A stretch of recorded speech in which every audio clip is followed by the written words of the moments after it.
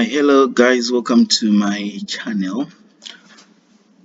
I am going to explain a horizontal projection and then do a couple of examples um, to enforce understanding of what is exactly a projection, horizontal projection. Normally from basics, we actually define a projection or a projectile. We actually define a projectile as any object that is thrown, or it can be launched as well.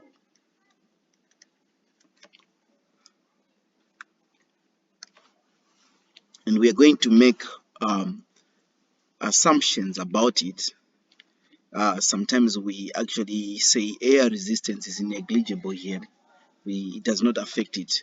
You might want to think about probably you're playing tennis. You hit a tennis ball, it goes up. We are going to make an assumption and say the speed is not going to be affected by the wind, by any form of resistance, except only the force of gravity. So its trajectory is happening in the absence of air resistance, and that path is actually called a parabola. So we have done vertical projectile motions. Now we're going to look at the horizontal projection.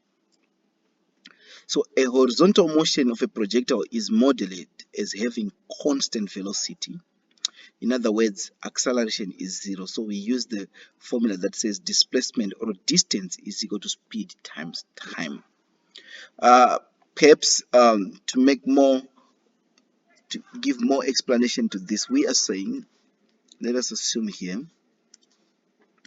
we have a line. So we have an object. We have an object that is here, and then this object is projected horizontally, so it will go this direction and starts to fall down. So it is going to be projected. So when we use the word projected, so there is a force given to this object.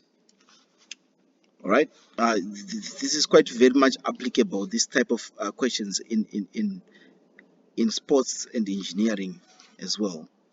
So it is projected horizontally, so it goes on with an initial velocity horizontally, say for example u, but because it's going horizontally, it is projected horizontally, it is going to fall down anyway in any case, due to what? Due to the effect of gravity, which is, we know according to Isaac Newton, 9.8 meters per square second. However, what we understand is the distance it covers as it goes down, which I can call sy, may not be the same in most cases with the distance it covers horizontally, which I'm going to call sx. But what we understand, since it has been projected horizontally, we also know that the initial velocity in the y direction or in the vertical direction is zero in this case. So for those that are quite familiar with what we call the equations of motion, in this country it's called SUVAT, where S stands for displacement, U stands for initial velocity. So if we are going in the vertical direction here, we are going to say U, which is Uy, is actually zero because it has been projected horizontally. This is what we are going to calculate, and acceleration is 9.8. But because this object is going horizontally in this way, and it is going to be falling down in a horizontal trajectory, what we actually see is it is falling down, velocity increases until the point it reaches this point as a result of gravity. However, as it is going horizontally, there is no friction opposing it in the horizontal direction.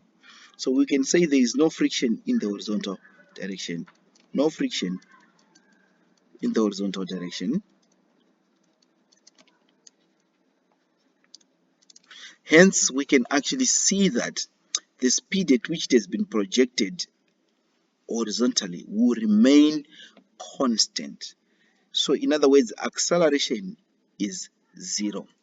This tells us that the initial velocity and the final velocity, which I've called u, remain the same. However, at any given point, say t time, we use time, it is the same time that is affecting the vertical displacement and at the same time the horizontal displacement. So in terms of the equation of motions, horizontally and vertically, we're going to have the same time at any given point. However, we know that the displacement here will be different from the displacement, let me just call it sx and sy, but they will always have the same time. So when you're dealing with a horizontal projection, it is always wise to understand the assumptions that comes with it, which is horizontally acceleration is zero, hence this speed is constant, and here acceleration is due to gravity, which is 9.8. So we can actually take the downward motion as positive since there is no upward motion here. So when we are calculating, these formulas are very important because acceleration is 0. Yes, you can use these equations because if say you use this equation, initial velocity will be the same as the final velocity, and if you divide by 2, it will still be 2u over 2 times time, which is the same as just saying velocity times time, which is basically what you used to do in your young age in GCSE and O level, which says speed times time, because it's constant. However, for the vertical motion, you can see that acceleration is not 0, so the velocity is changing as it is going down. Hence, we have to use these equations to calculate either velocity, final velocity, or displacement. Now, having said that, let us look at 2 examples that explains what is a vertical projectile, a horizontal projectile motion. So we are told here a particle is projected, keyword, it is projected horizontally at, this is initial velocity, which we can use the symbol ux is equal to 25 meters per second, from a point that is 78 meters above. So if we say above, that is vertical height, so we can call this sy. So if I'm to model this and try to draw a diagram so that I can resolve the forces that are here, I would say this is how it looks like. So this particle is projected horizontally like this. So what we can see is, as it is projected here, the initial velocity or the velocity remains, which is the same as the final velocity, is 15 meters per second. We don't know Sx, we will probably need to calculate it, but we have been told that Sy is 78.4. And at the same time, we understand the assumption that the initial velocity in the vertical direction is 0. So to calculate time, we need one of the equations that caters for everything. So we know that u is 0. In this case, is uy is 0. We know that s, which is s of y, in this case is 78.4 meters.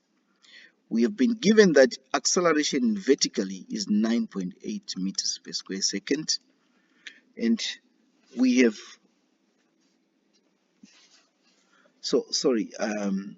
this is meant to be 25 as well. This is meant to be 25, and we have been given again, so this is for the vertical part, this is for the vertical part, and for the horizontal part,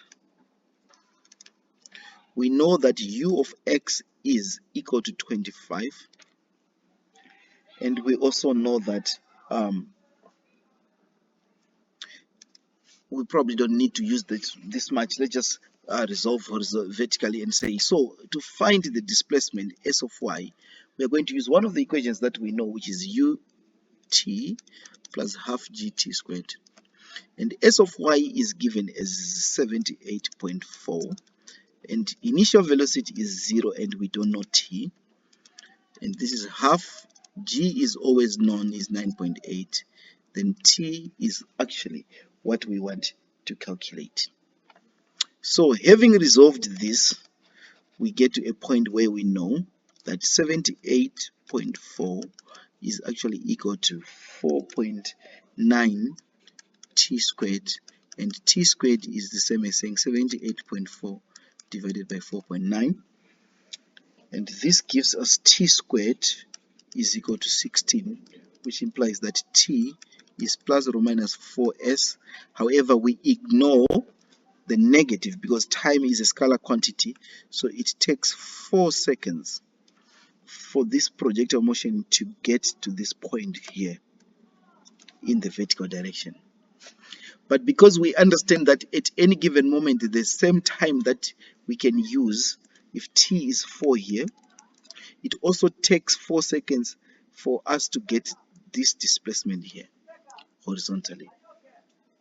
So horizontally, if we are to resolve forces horizontally, what we know is u is 25. Let me just say ux here is 25, and s is s of x, and t is 4.